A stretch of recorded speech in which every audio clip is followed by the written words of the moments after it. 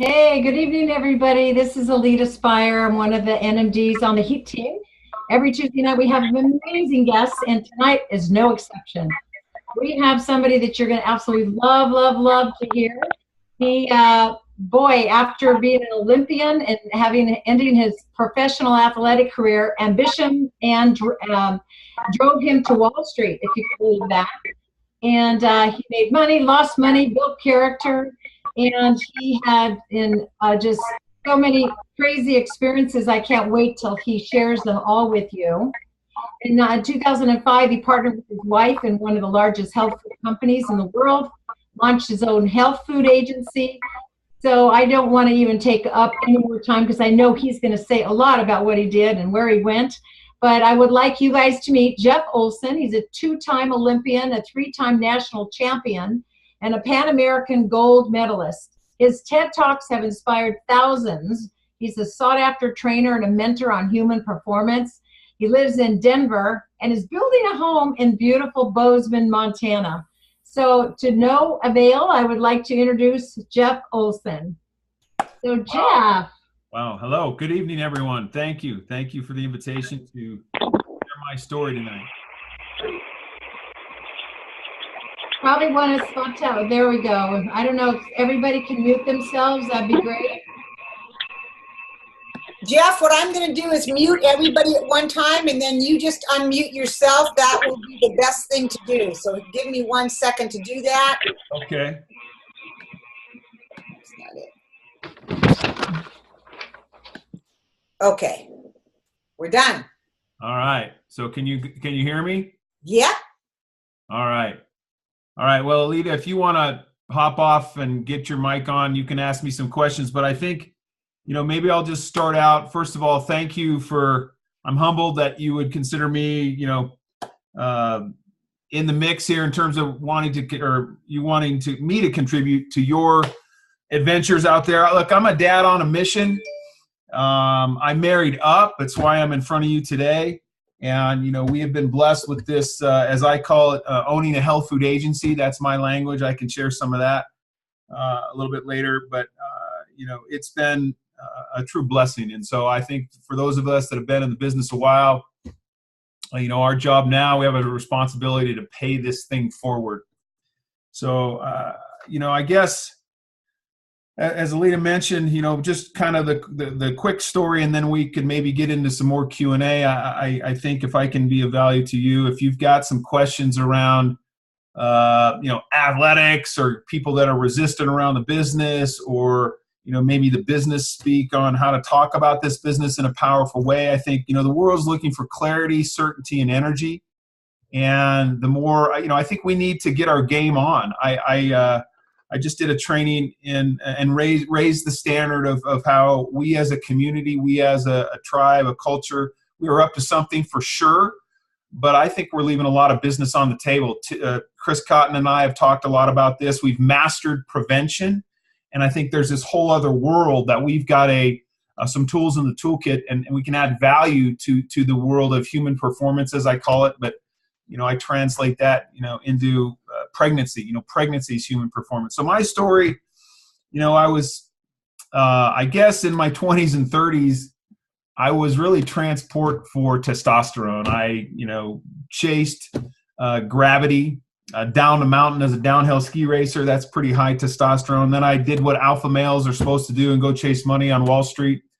Then, desire, try to make money, fun and fast. I did the .coms and as Alita said, made money, lost money, built character. And along that time, my dad introduced us to these little itty bitty fruit and vegetable powders. And I can remember when I was on the phone with him and he sent me a brochure and I looked at it and I'm like, that makes sense. And it was around the time that, Apple had launched their Think Different campaign, and I really appreciated Steve Jobs and his ability to bring design to bear kind of at that intersection of science and humanities, or beauty and technology. It was at that convergence. And I kind of took a look at this, didn't think too much about that, but that kind of came into my story later. It was like, oh, that's a Think Different kind of thing. I get it. You know, it's not a vitamin pill. And I kind of intuitively understood right away that this was, as I say, you know, matter, plant powder, fruit and vegetable matter.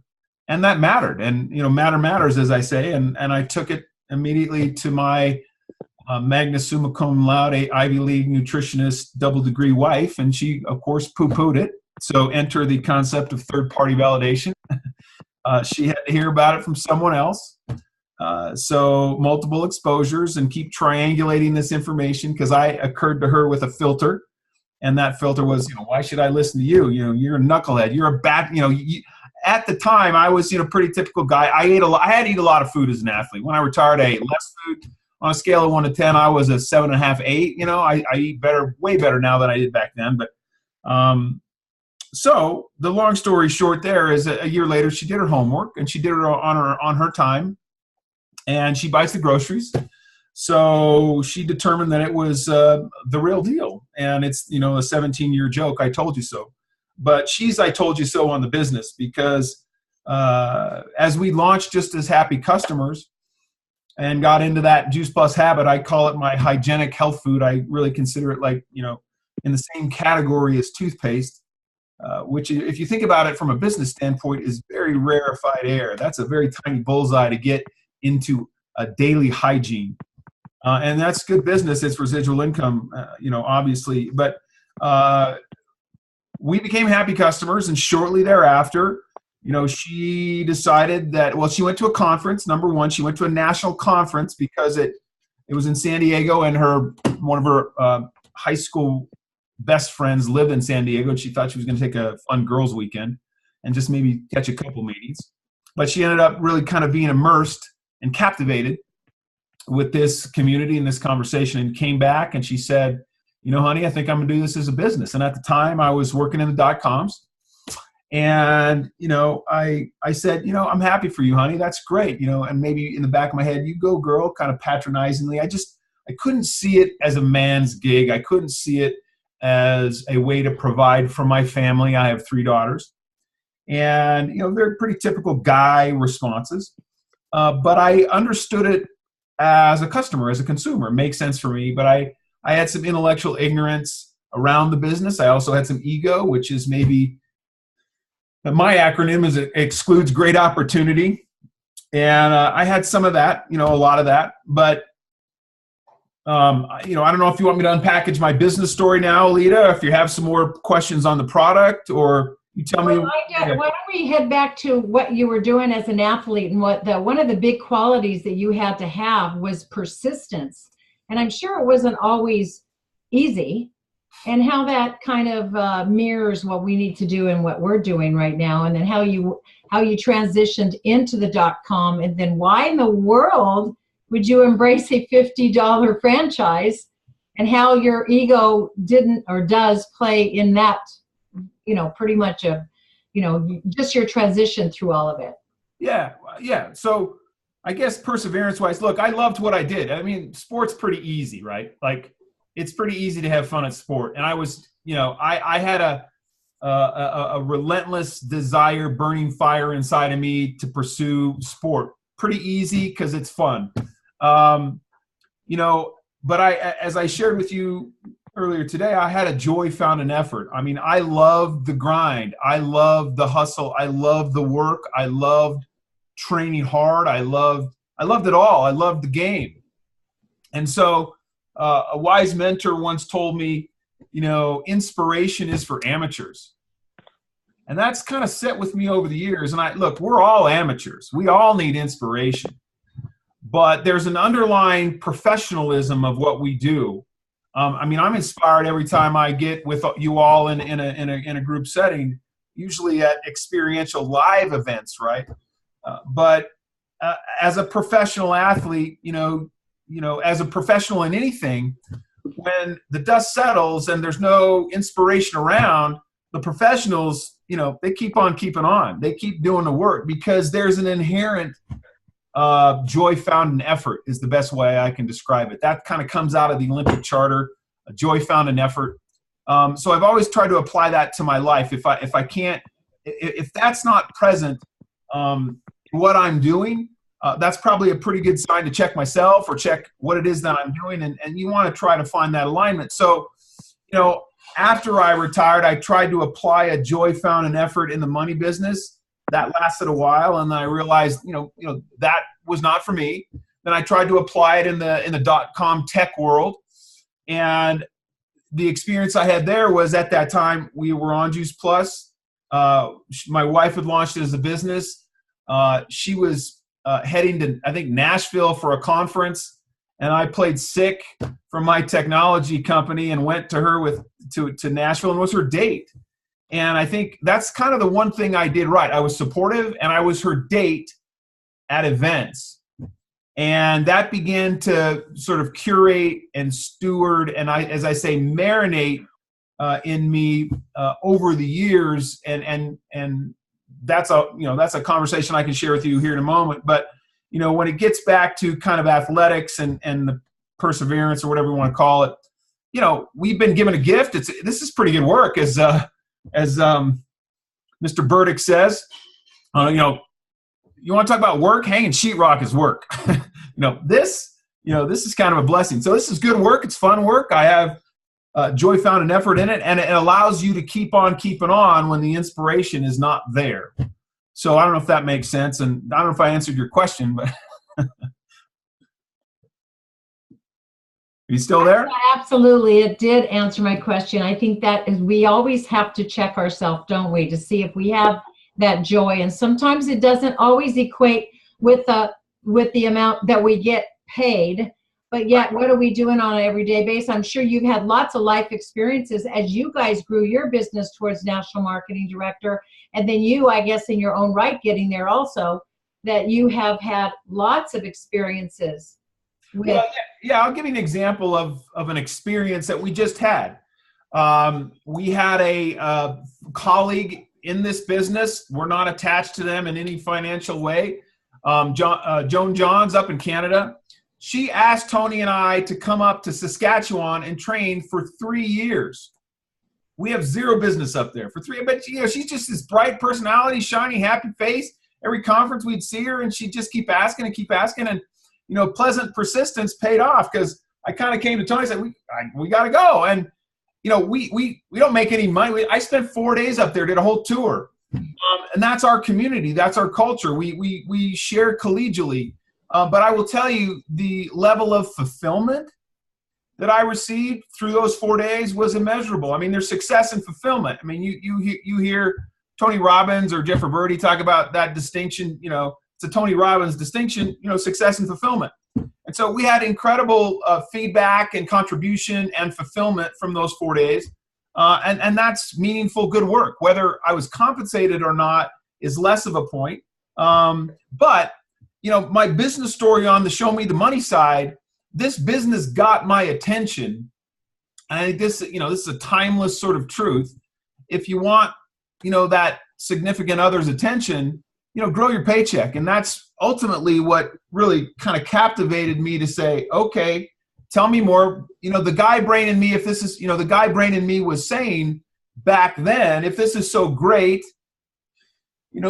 show me the money. And turns out Tony's pretty good at that. And she started paying the mortgage, and I was like, okay. And then she paid a few other bills, and that got me to lean in and bring my sort of business brain, or my ignorant brain to the table to kind of like poke the bear, as I say it, and go meet Chris Cotton, and go meet Sean Myers, and go meet Doug R. Scott and corporate, and all these people who are like, wow, and so once you get into the culture of the community, that was a big eye opener for me. And then there were several years of mental gymnastics that I went through, which, I'm going to unpackage for you, but I had to go through my own stuff to get those, questions answered, where at the end of that whole process, it was like inconvenient truth time. I had to look in the mirror and say, what's your deal, Jeff? It's a real company, the real world, making a real difference. Game on, they're killing it.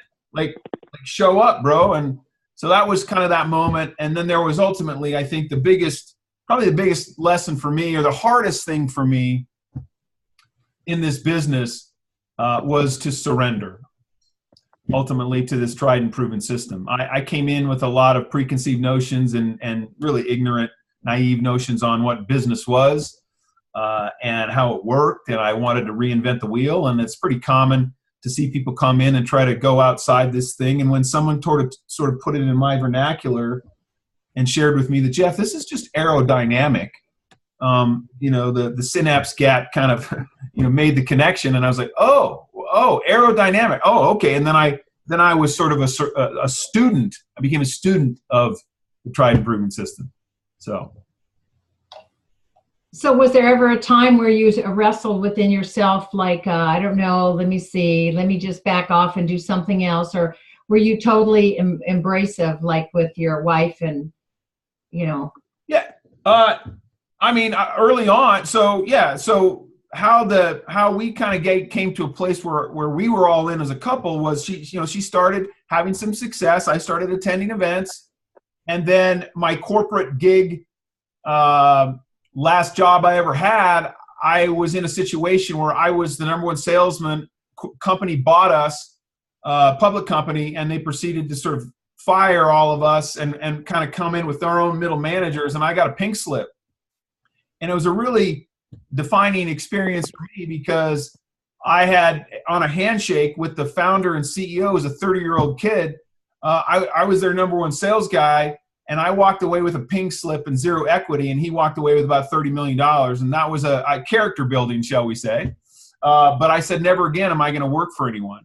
I work for my wife. I love it. She can fire me, but she's got to hire me the next morning. But, so that as the story goes, that kind of made me, that was a wake-up moment for me to say, oh, I can see the path to being an entrepreneur.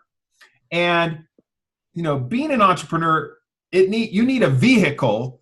And I had seen, some initial success with Tony, and I was kind of behind the scenes, supportive spouse. And I was like, honey, let's make a go of this. And when I turned and committed, we made a commitment, and we lived pretty lean for a few years. And I was telling our team earlier today, we'd come to conference and put 7, 8 people in a hotel room and bring all our food. And we were on a budget and we were lean, but I was all in to make this go. And, it was lean for a few years, but I knew, it's funny, or not funny, but, I think for those of us who have been in this business a while, you keep coming to conference and you just, as Gordon Hester says, it's a cleansing. It just keeps getting better. Let's keep our head down and keep doing the work. But this is a rising tide that, the story, it just keeps getting better. And for a lot of years early on, I was trying to look for the trap door. This thing is built to last. It's tried and proven. It's here to stay.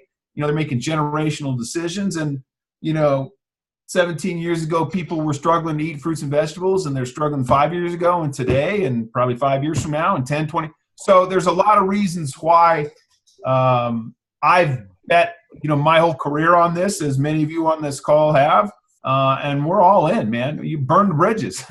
Right.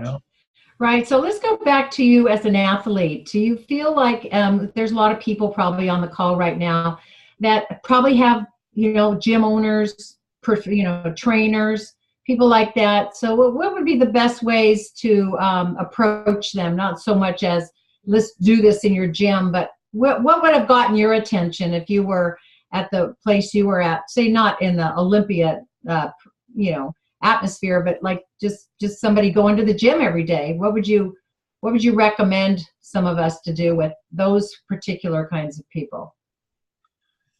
Yeah, I've had a lot of conversations with Chris Cotton about this, and we've launched kind of a series every month here the last several months. We haven't done one this month, but we'll get back on that horse. Is human performance, or just performance.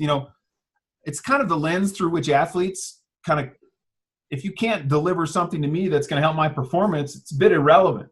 And so after listening to a decade of prevention and then ingesting all that and digesting all that from all of the great medical professionals that we have around prevention plus education, I was like,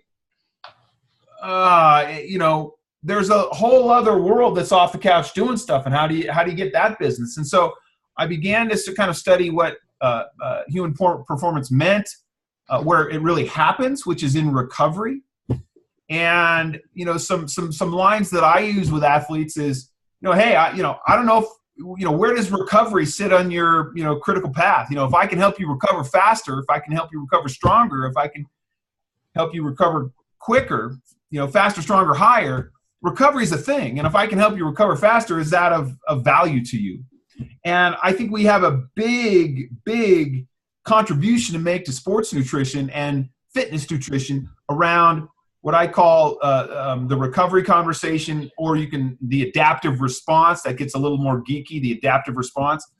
But look, I'm 51 years old now, and I used to think of myself as a Porsche in the car analogy, as an elite athlete, or a Ferrari or something, high maintenance but high performance. Now at 51, I just want to be a truck, man. I want to go to soccer tonight, and I want to beat my truck hard and play with kids that are 20 years my junior, and they're going to run circles around me, and I'm going to sweat and huff and puff, but I want to beat my body hard, and I want to wake up tomorrow, and I don't want to feel the ache and the burn, and I want to get up, and I want to be a truck again. And so I guess to answer your question, I think having that level of clarity and certainty and energy around what we have, that in and of itself is going to go a long way with the fitness athletic tribe, because to a certain extent, in the game of that conversation, they're looking for your spine. They're looking for your certainty. They're looking for your energy, where you're not gonna, if they challenge you, you've got a thoughtful response, you've got a question to pose. And I think, but if I'm so maybe two ways to talk about this. I can talk about performance, or I can talk about money, right? And maybe there's performance and money. So whether it's performance of the body or performance of money, it depends on, you want to qualify, because some gym owners and fitness people want to talk about the money. Some want to talk about, is this, good for me? I found, getting them to come to the conclusion that, oh, I need this. And so this is what, Chris and I are trying to do, and kind of raise the level of dialogue. Food does three things to the body. And maybe this is something you can write down and take away as a hook to say to those people, oh, tell me more about this. Send me some information on that. And I can give you a resource page at the end here. But food does three things to the body. It fuels, gives you energy. It builds matter. And generally, everything stops there, whether it's the diet conversation or the sports nutrition conversation. And it's generally around glycogen and proteins, glycogen and proteins, glycogen and proteins. And that's been sports nutrition, ever since I was an athlete. There's this third thing that I call it the missing pillar, the blind spot in sports nutrition. And this is why I call it human performance nutrition. Human performance nutrition, I believe, is a higher form of sports nutrition, because it fuels for physiological performance first, sports performance second. So that third pillar is conditioning physiology. The conditioning of physiology. So how does a good cell go bad? How does a good organ go bad? How does a good system go bad? How does the good internal stuff stand and deliver or crash and burn? That your physiology is a weapon, and having that physiology activated and having that physiology be able to get beaten on and adapt and be durable and perform and recover, that's a thing. And so I kind of come at it from the athletic side, say, look, we've got game. If you want to up your recovery, you need to pay attention. We're trying to help people catch up. And that's really the mindset you got to have, is we're helping people catch up. So here's maybe some catchphrases. Could I show you how to, are you interested in maximizing and sustaining energy output? Are you interested in improving your recovery? So kind of those are the main two I use. Are you interested in improving, vascular capacity? That gets a little more geeky, but when it comes to maximizing and sustaining energy output, that gets down to the mitochondria and density and all that stuff. That's a little bit in the weeds, but back to recovery. You can write this website down, and there's a little kind of summary on this, what I'm talking about. It's healthfoodagents.com. This website's open to anyone to use. It's open to everyone. healthfoodagents.com/HPN, stands for Human Performance Nutrition.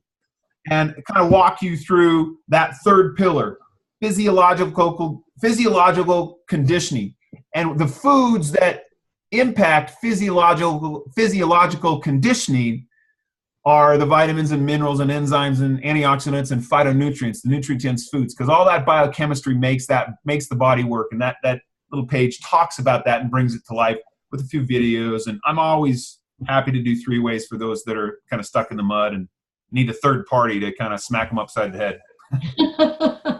Well, Jeff, wow, that's amazing. You talk a lot about change agents. What is that? What does that actually mean? Because that usually is thrown on. That word is, those words are thrown around a lot these days. Look, I just trained on this up in Saskatchewan, and I think the world is changing a lot. I give some examples of technologies that have come into industries and been disruptive and changed the game. Think of Amazon, brick and mortar. You think of Apple. I think we are the Apple of health food.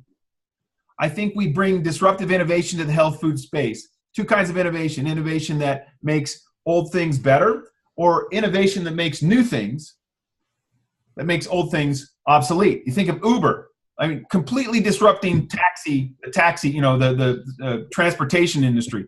Airbnb, disrupting, lodging around the world. We come into the health food space, a la supplemental food, and we are completely disruptive. Imagine the wall of supplementation at GNC or at any food store you go into, and then that's sort of, remember cell phones, before the iPhone. You had the calculator and your movie camera and the cell phone, and then the iPhone came along and delivered elegant simplicity. That's kind of that refreshing change or disruption that we bring to the table. And in terms of the business, the network marketing industry is a very mature industry, been around a long time, and it does $160 billion a year.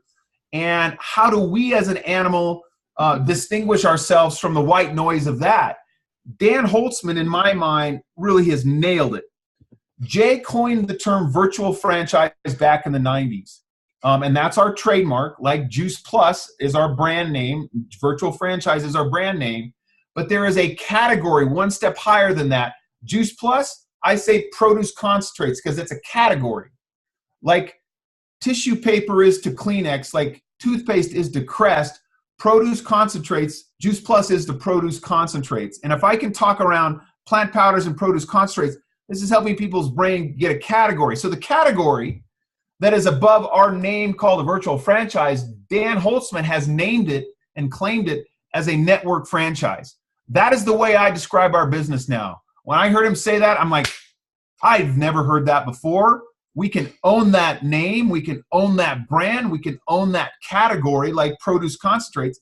So when someone says, is this a network marketing company? I say, well, actually, it's a network franchise. Are you familiar with that? And that allows us to unpackage then the distinctions of franchising, direct sales, full benefits package, and the revenue sharing of network marketing. But network franchise, to me, we've got to up our game with language out in the marketplace of ideas and offer the next generation better language, better ways to bring powerful conversations. And network franchise, when I say that, every time I say that to people, they're like, never heard of that. And they're like, what's that? Give me more.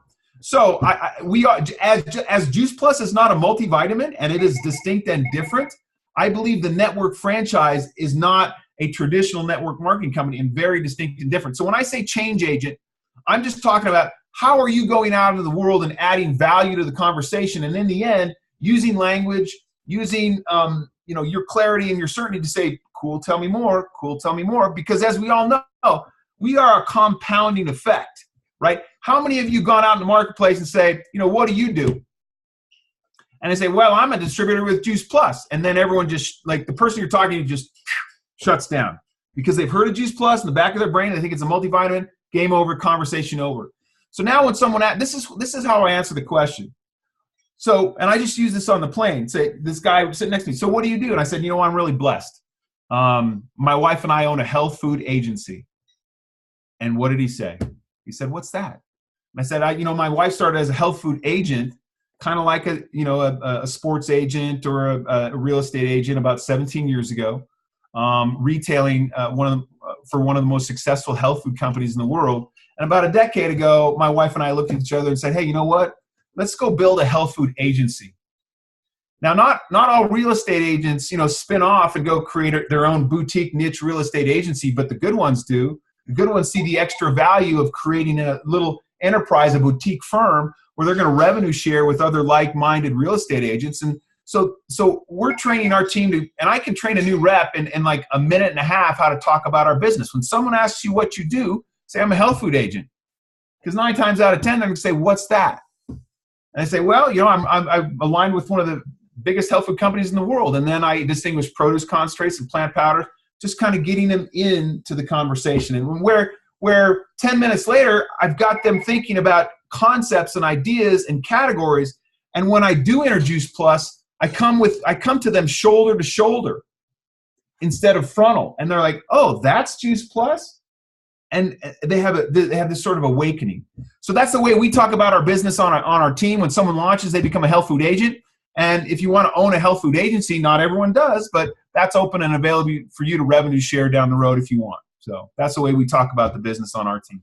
Wow, Jeff. I mean, I can see you're so fired up. I hope you can sleep tonight. I'm going to go play soccer. I just had coffee and a burrito. I'm ready for the pitch. That's so awesome. Well, we are at our end of our training tonight, and I took so many notes. I just absolutely love it. And I love the fact that you keep asking those prospect questions. So they're buying it from you and you're not buying it back from them, right? Yeah, so exactly. I just like to everybody unmute yourself and thank Jeff for an amazing training. I'm going to listen to it. It was phenomenal. Very, very much. Thank Rocket, Jeff. I'll give Tony a hug from me. Absolutely. Will do. Thank you. Thank you so much. That was awesome. I appreciate it. Your soccer game. That was awesome. Good night. Thank you. See you, everybody. Bye. Thanks.